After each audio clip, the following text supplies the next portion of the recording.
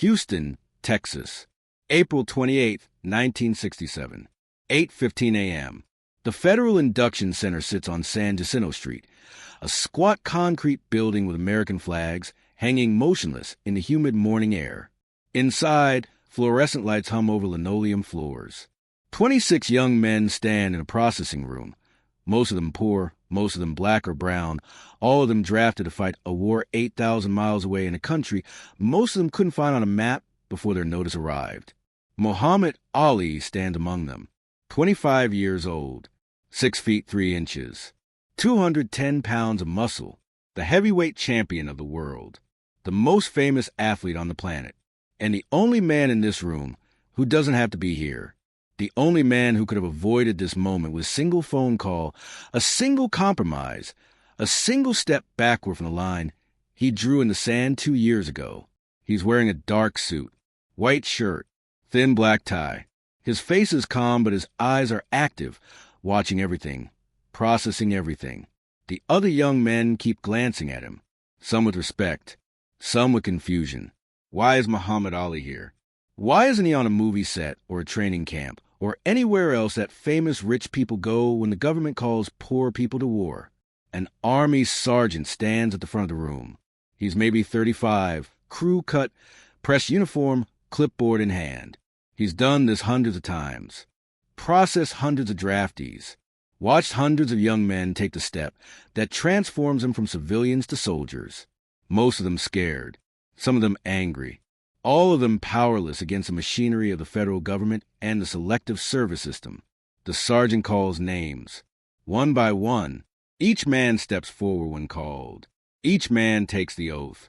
I swear to support and defend the Constitution of the United States against all enemies, foreign and domestic. Each man becomes property of the United States military. Each man accepts that his life is no longer entirely his own. The names continue. The line gets shorter.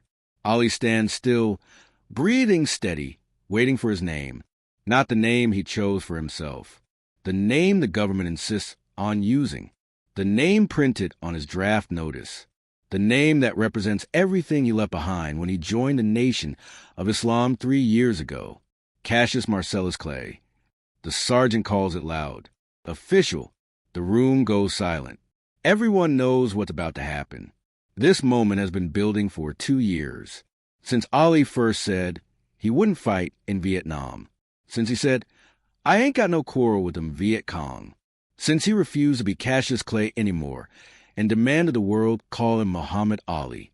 Since he became not just a boxer, but a symbol, a threat, a problem the government decided to solve. Ali doesn't move, doesn't step forward, just stands there, hands at his sides, face neutral. The sergeant looks up from his clipboard, sees Ali standing motionless, calls the name again, louder this time, more forceful. Cassius Marcellus Clay. Step forward. Ali speaks quietly, barely audible.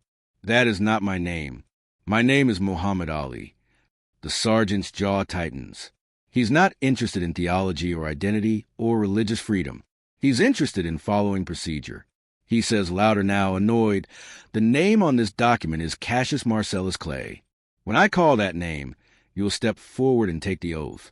Ali says, still quiet, still calm, I will not respond to that name. I will not take that oath. I am a minister of the religion of Islam, and my religious beliefs prevent me from participating in this war. The room is dead silent now. The other young men watch with wide eyes. They're witnessing something none of them have ever seen. Someone saying no to the United States government. Someone refusing the draft. Someone choosing prison over compromise. Someone willing to lose everything over principle. The sergeant puts down his clipboard. He's been briefed on this. He knows who Ali is. Knows the orders. Give him 3 chances. Make it official. Make it legally binding. Make sure there's no room for appeal or technicality. He says, formally now, reading from a script, Mr. Clay, you are hereby ordered to take 1 step forward and accept induction into the armed forces of the United States. Refusal constitutes a federal crime punishable by up to 5 years in prison and a $10,000 fine. Do you understand? Ali nods.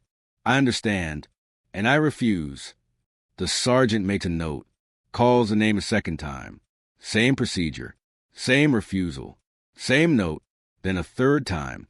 Ollie refuses all 3 times. Calm, steady, unwavering.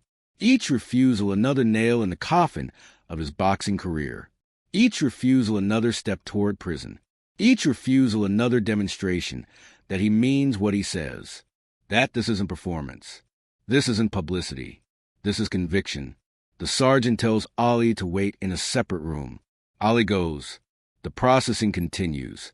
The other young men take the oath. The machinery moves forward. But everyone in that room knows they just witness history. Witness someone choosing principle over self-preservation. Witness someone refusing to back down when every incentive, every pressure, every logical calculation said back down. Outside, reporters swarm the building. Cameras, microphones. They've been waiting for this. The story is already written. They just need the confirmation, need the official refusal, need the quotes, need the footage for the evening news. Ollie walks out of the induction center at 9:47 a.m. The cameras flash. The reporters shout questions. Ollie, did you refuse? Are you going to prison? What do you have to say? Do you regret this decision? Ollie stops, looks directly at the cameras. This is his moment. This is when he explains himself to America, to the world, to everyone who thinks he's crazy or cowardly or ungrateful, to everyone who thinks this is about avoiding danger or shirking duty, to everyone who doesn't understand that some things matter more than fame or money or even freedom. He speaks clearly, deliberately, every word chosen with purpose. I ain't got no quarrel with them Viet Cong. No Viet Cong ever called me nigger. Why should they ask me to put on a uniform and go 10,000 miles from home and drop bombs and bullets on brown people in Vietnam, while so-called Negro people in Louisville are treated like dogs and denied simple human rights? I will not disgrace my religion, my people, or myself by becoming a tool to enslave those who are fighting for their own justice, freedom, and equality. The words land like bombs themselves. Reporters scribble frantically. Cameras keep rolling. This is the soundbite. This is the quote that will run on every news broadcast. This is the statement that will define Ollie for the next decade. Not his boxing, not his speed or power or championships. This refusal, this moral stand, this rejection of America's war. Within hours, the New York State Athletic Commission suspends Ollie's boxing license. Within days, every other state athletic commission follows. His passport is revoked. His title is stripped. Not in the ring, not by a challenger, by bureaucrats, by officials, by the same government demanding he fight their war. They take everything he worked for since he was 12 years old, everything he built, everything he earned, gone, because he said no. The hate mail starts immediately. Thousands of letters. Traitor, coward, draft dodger, death threats, promises to kill him, promises to bomb his house, promises to make him regret the day he refused to be Cassius Clay. The vitriol is overwhelming, vicious, relentless. This is 1967. The civil rights movement is still fighting for basic dignity. The Vietnam War is escalating. Patriotism means supporting the troops, supporting the war, supporting America right or wrong. And Ollie is saying America is wrong. But not everyone hates him. In black communities across America, Ollie becomes a hero. Not despite his refusal. Because of it, young black men watching him stand up to the government, watching him refuse to fight brown people abroad, while black people at home are still fighting for basic rights, watching him choose principle over money, watching him risk everything for something bigger than himself. They see courage. They see integrity. They see someone willing to sacrifice for what he believes in. The legal case moves forward. Federal prosecutors charge Ollie with draft evasion. The trial is set for June 1967, 2 months after his refusal, 2 months of watching his career disintegrate, 2 months of watching other fighters compete for the title he earned, 2 months of uncertainty about whether he'll spend the next 5 years in federal prison. June 20th, 1967. The federal courthouse in Houston. Ali arrives in a dark suit, his legal team beside him, his wife, Belinda, behind him. The courtroom is packed. Reporters, supporters, protesters, federal agents. Everyone wants to witness this. The United States of America versus Muhammad Ali. The government versus the champion. The machine versus the man who said no. The prosecutor is confident. The case is simple. Ali was ordered to report for induction. Ali refused. That's the crime. Everything else, all the religious objections and moral arguments and philosophical positions, that's irrelevant. The law is clear. You report or you go to prison. Ali didn't report. Therefore, Ali goes to prison. Ali's defense team argues religious exemption. They present evidence that Ali is a legitimate minister of the Nation of Islam, that his religious beliefs genuinely forbid participation in war, that he meets the legal standard for conscientious objector status, that the government's refusal to grant him that status is discriminatory and unconstitutional. The prosecutor counters that the Nation of Islam doesn't qualify, that Ali's beliefs are political, not religious, that he's using religion as a convenient excuse to avoid service, that millions of Americans serve despite their personal beliefs, that Ali doesn't get special treatment just because he's famous, that the law applies to everyone equally, champion or not. The jury deliberates for less than 30 minutes. They return with a verdict. Guilty on all counts. The judge sentences Ali immediately. 5 years in federal prison. $10,000 fine. The maximum penalty. A message. A warning. This is what happens when you defy the United States government. This is what happens when you refuse the draft. This is what happens when you choose principle over patriotism. Ali's legal team immediately appeals. The appeals process will take years.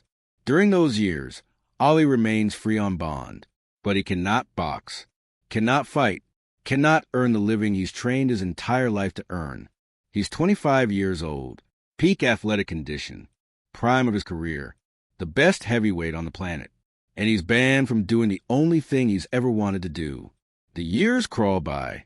1967, 1968, 1969. Ali travels the country, giving speeches at colleges, talking about war, about justice, about conscience, about the price of principle. Young people, especially young black people and anti-war activists, embrace him. He becomes a symbol of resistance, of courage, of refusing to compromise your values, even when the cost is everything you work for. The older generation, the establishment, the mainstream media, they continue to vilify him, call him a traitor, call him a coward, say he's destroying his legacy, say he'll be forgotten, say he's throwing away his talent for nothing, say the war is necessary and he's shirking his duty like every other draft dodger who ran to Canada or claimed bone spurs or found some other way out. But Ali doesn't run, doesn't hide, doesn't recant, doesn't apologize. He lives with the consequences of his choice, takes the financial hit, takes the career devastation, takes the hatred, takes the death threats, takes all of it because the alternative is worse. The alternative is compromise. The alternative is doing something he believes is morally wrong just to protect his career and his wealth and his comfort. 1970, the cultural landscape shifts. The war becomes increasingly unpopular. The draft becomes increasingly controversial. What seemed radical in 1967 seems reasonable in 1970. What seemed cowardly in 1967 seems courageous in 1970. Public opinion begins to turn. Not everyone, not the old guard, but enough people that Ali stops being universally hated and starts being respected, at least by some, for his stand. The legal appeals continue. The case goes to the Supreme Court. In 1971, for years after his refusal, the Supreme Court overturns his conviction on a technicality, not because they agree with his religious exemption, not because they think he was right, just because the Justice Department made procedural errors in denying his conscientious objector status. Ali is free. The conviction is erased. He can box again. But he's 29 years old now. He lost 4 years. For prime years. Ages 25 to 29. The years when fighters are at their absolute peak. The years when speed and reflexes and recovery are at their maximum. Gone. Stolen. Not by an opponent in the ring. By the government he defied. Some people think Ali will never be the same. That the layoff destroyed him. That he'll come back diminished, slower, older, past his prime. That his stand cost him not just 4 years, but his entire legacy as the greatest. That he sacrificed his boxing immortality for a principle. They're wrong. Ali comes back, fights Joe Frazier in 1971, loses a brutal 15-round decision, but proves he can still compete at the highest level.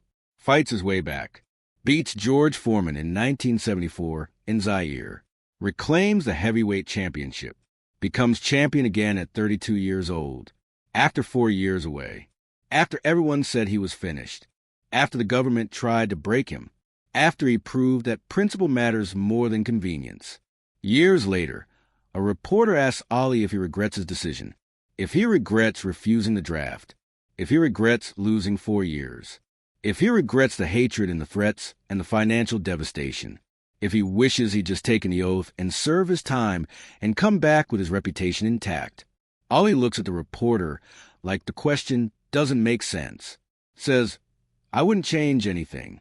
Those years made me who I am, showed me what I'm capable of, showed the world what standing for something actually costs. If I'd compromised, if I'd taken that oath, I could have kept boxing, kept making money, kept the title. But I would have lost myself, would have lost my soul, would have become something I wasn't, would have taught my children that principle only matters when it's convenient. He continues, they took my title, took my prime years, took my ability to earn a living, but they couldn't take my integrity, couldn't take my beliefs, couldn't make me betray myself. That's the only victory that matters. Not winning in the ring. Winning the battle inside yourself. The battle between what's easy and what's right. The reporter asks if it was worth it. If losing 4 years was worth the stand. Ali doesn't hesitate. I didn't lose 4 years. I gained clarity, gained purpose, gained the knowledge that I can stand up to the most powerful government in the world and not break. That's worth more than any title, more than any amount of money, more than any number of fights. Decades pass. The Vietnam War ends. The draft ends. The culture changes. What seemed radical becomes mainstream. What seemed cowardly becomes courageous. Ali is recognized not just as a great boxer, but as a great man. A man of principle. A man who sacrificed everything for what he believed. A man who faced down the government and won, not in court, but in history's judgment. In 1996, Ali lights the Olympic torch in Atlanta. His hands shake from Parkinson's disease, a consequence of decades of boxing, of taking punches, of the physical toll of his chosen profession. The world watches him struggle to hold the torch, watches him fight his own body to complete the task, watches him succeed through sheer will, and the applause is deafening. The respect is universal. The man who was once hated by half of America is now beloved by the world, because time proved him right. The Vietnam War was wrong. The draft was unjust. The government's prosecution of Ali was vindictive and discriminatory. Everything he said in 1967, everything he stood for, everything he risked his career to defend, history validated. He wasn't a coward. He was a prophet. He wasn't avoiding service. He was serving a higher principle. He wasn't betraying his country. He was calling his country to live up to its ideals. The lesson of Muhammad Ali's refusal isn't about Vietnam, isn't about boxing, isn't even about Ali himself. It's about the cost of principle, about what it means to stand for something when standing costs you everything, about refusing to compromise your values even when everyone says you're wrong, and the consequences are catastrophic, and the easy path is right there in front of you. Ali had every reason to take that oath, every incentive, every pressure. He could have served 2 years, maybe less with his celebrity connections, could have done exhibition fights for the troops, could have come back at 27, still in his prime, still champion, reputation intact. Nobody would have blamed him. Most people would have praised him for doing his duty, but he didn't do it. didn't take the easy path, didn't compromise, didn't betray himself. And in refusing, he became more than a champion, became more than a boxer, became a symbol, a reminder that some things matter more than success, more than money, more than fame, more than comfort. That integrity isn't something you have when it's convenient. It's something you prove when everything is on the line. So here's the question for you. What's your Vietnam draft? What's the thing you know is wrong, but everyone says is necessary? What's the compromise everyone expects you to make? What's the principle you're supposed to abandon because standing for it costs too much? What's your moment in that induction center? Facing the sergeant, hearing your name called, knowing that stepping forward means betraying yourself, and refusing means losing everything you've worked for. Because that moment comes for everyone. Maybe not as dramatically as Ali's. Maybe not with cameras and courtrooms and federal charges. But it comes. The moment when you choose between what's easy and what's right. Between what's profitable and what's principled. Between what everyone expects and what you know is true. Ali chose. Chose truth over comfort. Chose principle over career. Chose himself over everyone else's expectations. And he paid the price. For years. His prime. His title. His reputation. Everything. And he'd do it again. Without hesitation. Because that's what integrity means. Not standing for something when it's convenient. Standing for something when it costs you everything. That's the standard. That's the test. That's the measure of whether you're who you say you are, or just someone performing a role until the pressure gets too high. Muhammad Ali wasn't perfect. Made mistakes. Had flaws.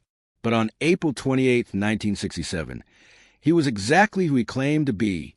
A man of principle. A man of courage. A man willing to sacrifice everything for what he believed. And that moment, that refusal, that stand, that's his real legacy. Not the championships. Not the knockouts. Not the speed or the footwork or the rope-a-dope. The refusal. The moment he said no to the most powerful government in the world and meant it. That's greatness. That's courage. That's the difference between being famous and being important. Between being successful and being significant. Between winning fights and changing the world.